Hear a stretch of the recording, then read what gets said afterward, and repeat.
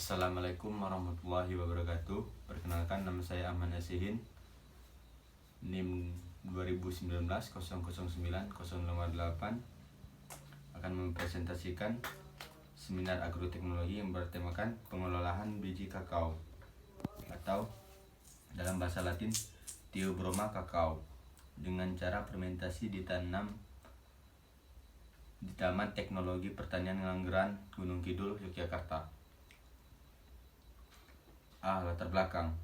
Tanaman kakao ataupun Theobroma kakao telah dikenal di Indonesia sejak tahun 1560. Pada tahun 1970 sampai 1977, produksi kakao di Indonesia hanya berkisar antara 250 sampai 3.000 ton.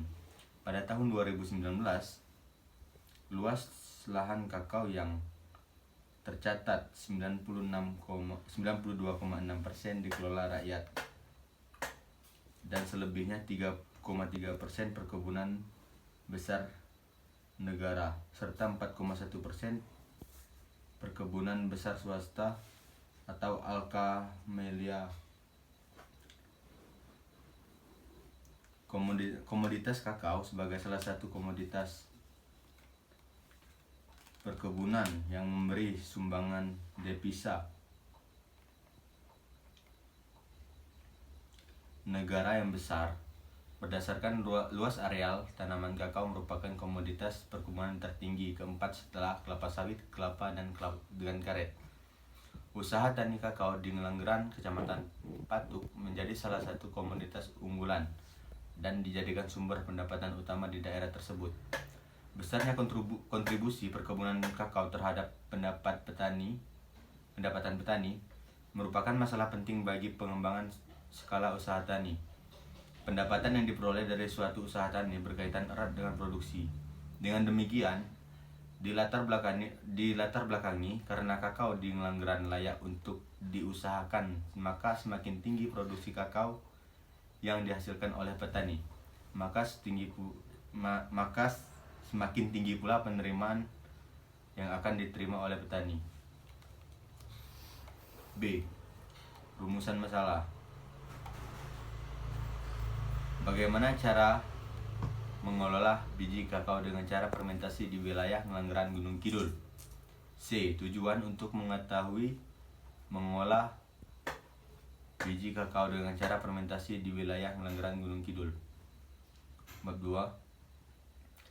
Fermentasi adalah proses perombakan gula asam sirat dalam pulp menjadi asam-asam organik yang dilakukan oleh mikrobia pelaku fermentasi. Asam-asam organik tersebut akan menginduksi reaksi enzimatik yang ada di dalam biji sehingga terjadi perubahan biokimia yang membentuk senyawa yang memberi aroma, rasa, dan warna pada kakao.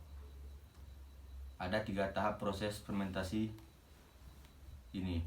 Tahap pertama, anaerobik, mengkonversi gula menjadi alkohol dan kondisi rendah oksigen dan pH di bawah 4. 2. Tahap Lactobacillus lactis, yang keberadaannya mulai dari awal fermentasi tetapi hanya menjadi dominan antara 48 sampai 96 jam. Maka Lactobacillus lactis mengkonversi gula dan sebagian asam organik menjadi asam laktat. 3. Bakteri asam asetat, di mana keberadaan bakteri asam asetat juga terjadi selama fermentasi. Tetapi peningkatan aerasi bakteri asam asetat berperan dalam mengkonversi alkohol menjadi asam asetat. Maka ini dilakukan dengan cara menanam biji kakao pada wadah tertutup 5-7 hari dengan disertai pembalikan 2 hari sekali. Tanpa proses fermentasi, biji kakao akan terasa pahit, sepat, dan tidak menghasilkan aroma khas coklat ketika diolah. Fungsi fermentasi biji kakao diantaranya untuk menghilangkan pulp buah, 2. Mematikan lembaga biji sehingga perubahan-perubahan di dalam biji akan mudah terjadi. 3. Membentuk prekursor rasa dan aroma serta menghambat pertumbuhan mikroba patogen. Hasil dari pembahasan, kakao merupakan komoditi unggulan perkebunan dan berperan penting sebagai devisa negara, sumber pendapatan petani, penciptaan lapangan kerja, mendorong agribisnis dan agroindustri serta pengembangan wilayah. Luas tanaman kakao rakyat mencapai 1.680,092 hektar dengan produksi 730,172 ton yang merupakan 97,5% perkebunan kakao Indonesia. Ini berarti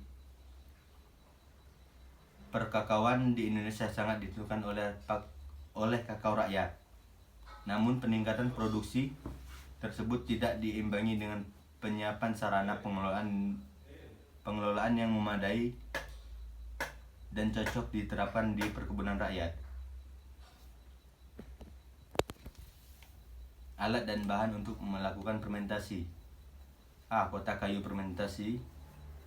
Kotak kayu fermentasi merupakan wadah untuk melakukan proses fermentasi yang berukuran 60 x 100 cm dan diameter lubang 10 mm, jarak antar lubang 80 mm dengan total volumenya 1 kuintal per kotak. Timbangan merupakan salah satu alat ukur untuk mengukur bobot kotor pra fermentasi dan bobot kering pasca fermentasi. C. Karung goni. pH meter, digital pH meter dan termometer dan pengaduk. Tujuan adanya karung goni adalah untuk menambah kesan hangat selama proses fermentasi. Digital pH meter digunakan untuk mengukur kadar air biji kakao selama fermentasi. Termometer digunakan untuk mengukur suhu di dalam kotak.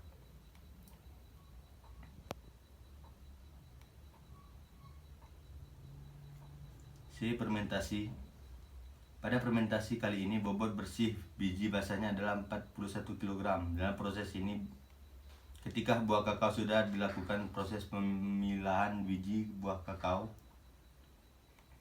yang baik, langsung dilakukan proses fermentasi. Adapun tahap fermentasi dilakukan pemisahan antara kulit dan buah adalah: 1. Pilih biji kakao dengan kondisi yang baik. 2. Setelah memilih biji kakao maka langsung mempersiapkan kotak fermentasi yang sebelumnya sudah dilapisi daun pisang. Setelah dipersiapkan dengan biji yang akan difermentasi terkumpul, maka langsung diisi semua dengan biji yang akan difermentasi ke dalam kotak. 3. Setelah terisi, tutup kembali dengan daun pisang, tumbuhkan dengan karung goni.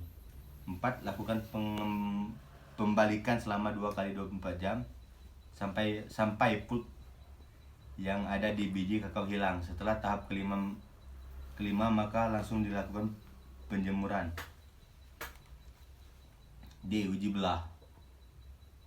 Biji kakao yang fermentasi secara berlebihan akan nampak ketika dilakukan uji belah. Contohnya adalah warna coklat seperti coklat tua. Cita rasa coklat akan kurang enak dan aromanya apek. E. Hasil akhir. Pada tahapan akhir dari pengolahan biji kakao dengan cara fermentasi adalah dilakukan proses penjemuran dan pengeringan. Proses penjemuran ini normalnya memakan waktu 7-10 hari tergantung cuaca. Dikarenakan di UPH Ngudi Harjo ini proses pengeringannya menggunakan cara manual mengandalkan sinar matahari, maka proses pengeringannya yaitu sampai kadar airnya 7,5%. Sebelumnya pada sortir biji basah buah kakao sebanyak 41 kg ketika dilakukan proses pengeringan atau penjemuran selama 12 hari, maka bobot mencapai 15,2 kg. Setelah sortir biji keringnya sesuai grade biji kakao, bobot bersih keringnya hanya 12,8 kg. Kesimpulan. Fermentasi